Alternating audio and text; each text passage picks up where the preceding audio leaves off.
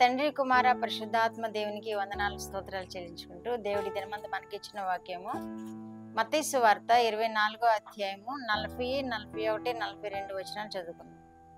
ఆ కాలమున ఇద్దరు పొలములో ఉందురు, ఒకడు తీసుకుని పోబడును, ఒకడు విడిచి పెట్టబడును. ఇద్దరు స్త్రీలు తిరగలి విసురుచుందురు, ఒకటి తీసుకుని పోబడును, ఒకటి విడిచిపెట్టబడును. కావున ఏ దినమున మీ ప్రభువు వచ్చునో మీకు తెలియదు గనుక మెలకువగా నుండుడి. దేవుడి వాక్యం ద్వారా మనల్ని దీవించును గాక. మన యేసు ప్రభు వారు ఈ మాట చెబుతూ ఉన్నారు. ఆ కాలమున ఇద్దరు పొలములో ఉందురు అంటున్నాడు. రాకడ సమయంలో యేసు ప్రభు రాకడ సమయంలో ఇలా ఉంటుందని యేసు ప్రభు వారు తెలియచేస్తున్నారు, ఉదాహరణగా తెలియచేస్తున్నారు. ఇద్దరు పొలంలో ఉందరు, ఒకడు తీసుకుని పోబడును, ఒకడు విడిచిపెట్టబడును అంటున్నారు. అంటే ఏంటన్నమాట, ఒకరు సిద్ధపడి ఉంటున్నారు, ఒకరు సిద్ధపడకుండా ఉన్న వ్యక్తిని మనకి చూపిస్తున్నాడు దేవుడు. ఇక్కడ దేవుని కొరకు, దేవుని రాకడ కొరకు మనం సిద్ధపడాలని అనేక వాక్యాలు చూపించారు దేవుడు, అనేక సూచనలు చూపించారు దేవుడు, అనేక ఉదాహరణలు కూడా ఇచ్చారు దేవుడు. మరి ఒకసారి మనకి ఈ విధముగా మాట్లాడుతున్నారు. దేవుడు నేను త్వరగా రాబోతున్నానని మనకి తెలియచేస్తున్న విషయాలు మనం చూస్తున్నాం. ప్రకృతి మనకి చూపిస్తుంది అనేక విషయాల్లో. దేవుని రాకడ సమీపంగా ఉన్నదని ప్రకృతి మనకి చూపిస్తుంది.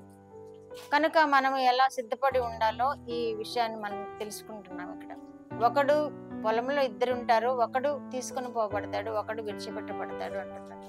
ఒకడు సిద్ధపడి ఉన్నాడు, ఒకడు సిద్ధపడి లేడు అని అర్థమవుతుంది మనకి. బుద్ధికాల కన్యకల్లాగా ఐదుగురు సిద్ధపడి ఉండినట్లు, ఐదుగురు సిద్ధపడకుండా ఉండినట్లు విడిచిపెట్టబడిన విధానాన్ని మనం ఎలా వాక్యంలో చూస్తున్నామో ఇక్కడ కూడా ఒకడు తీసుకుని పోబడతాడు, ఒకడు విడిచిపెట్టబడతాడు అని వాక్యం తెలియజేస్తుంది. కాబట్టి మనము విడిచిపెట్టబడే వారిలో ఉంటే మనకి శ్రమల పాలవుతాం, మనం ఆ రాజ్యాన్ని స్వతంత్రించుకునే వారుగా ఉంటాం. దేవునితో సదాకాలం జీవించే కృప మనం కోల్పోతాం. కాబట్టి ఎవరైతే ఒకడు కొనిపోబడును అని యేసు ప్రభు వారు చెబుతున్నారో ఆ కొనుపోబడే స్థితిలో మనం ఉన్నప్పుడు మనము దేవుని రాజ్యాన్ని స్వతంత్రించుకున్న వారం అవుతాము. అట్లాగే ఇద్దరు స్త్రీలు తిరగలి విసురుచుందరు, ఒకటి తీసుకొని పోబడును, ఒకటి విడిచిపెట్టబడును అంటున్నారు. ఇద్దరు స్త్రీలు పని చేస్తూ ఉంటారు, తిరగలి విసురుతూ ఉంటారు. ఇద్దరిలో కొనిపోబడే వారు ఇద్దరు లేరు, ఒక్కతే కొనిపోబడుతుంది, ఒక్కతే విడిచిపెట్టబడుతుంది. కనుక చూడండి, దేవుడు మనకి ఎన్ని ఉదాహరణలు తెలియజేస్తున్నాడు. మన స్థితి ఎలా ఉందో చెబుతున్నాడు దేవుడు. మన స్థితి వీరిలానే ఉంటుంది. ఇద్దరు ఇంట్లో ఉంటే ఒకళ్ళు సిద్ధపడి ఉంటే ఒకళ్ళు ఎత్తిపడబడతారు, ఒకళ్ళు విడిచిపెట్టబడతారు. అలాగే మనకి ఎంత అర్థమయ్యేటట్లు ఈ వాక్యాలు చెప్తున్నాడు దేవుడు, ఈ ఉదాహరణలు ఇస్తున్నాడు దేవుడు.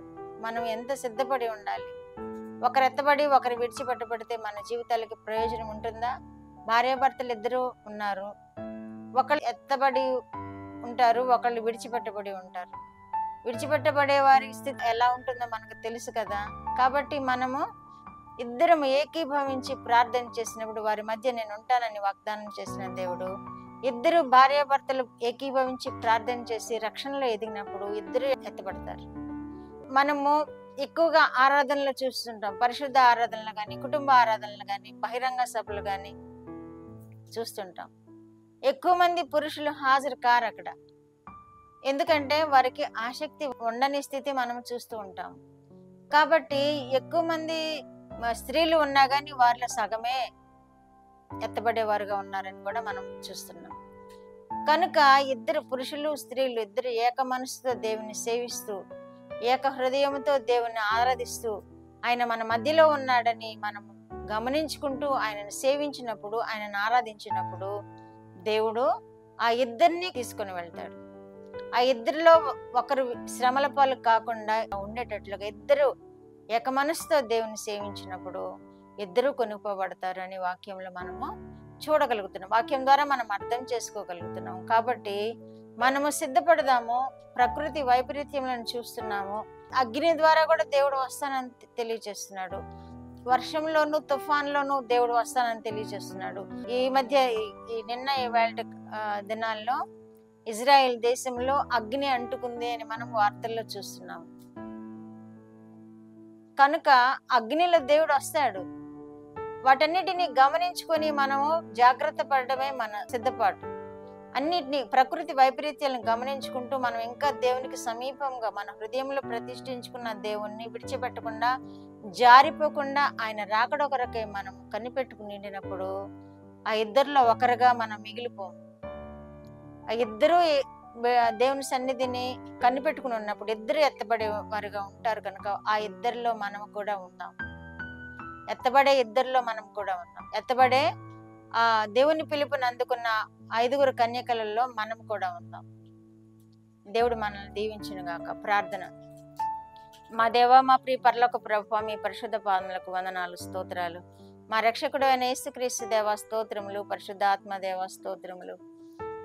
ఈ ఉదయ కాలంలో ప్రభువా మీరు ఇచ్చిన వాక్యం కొరకు స్తోత్రములు. మేము సిద్ధపడాలి ప్రభువా, ఆయన ఎత్తబడి గుంపులో ఉండాలని ఆశతో నైనా మిమ్మల్ని సేవించాలి ప్రభువా, మిమ్మల్ని ఆరాధించాలి. బిడ్డలను మీరు దీవించండి. ఆ విధమైన సిద్ధపాటు కలిగి ఉండడానికి బిడ్డలకు మీ కృప చూపండి.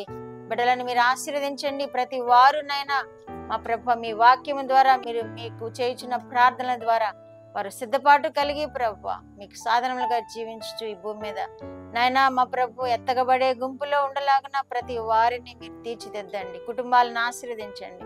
కుటుంబాల్లో నెమ్మది సమాధానము దయచేయండి. దుష్టుడు మా ప్రభు ఏ అలజడిని కుటుంబాల్లో సృష్టించకుండా చేయండి. మీ రెక్కల నీడన ప్రతి వారిని కాపాడి మీరు మహిమ పొందమని యేసుక్రీస్తు వారి పేరిట మనవులు మీ పాదముల యొద్ద వేడుకుంటున్నాను పరమ తండ్రి.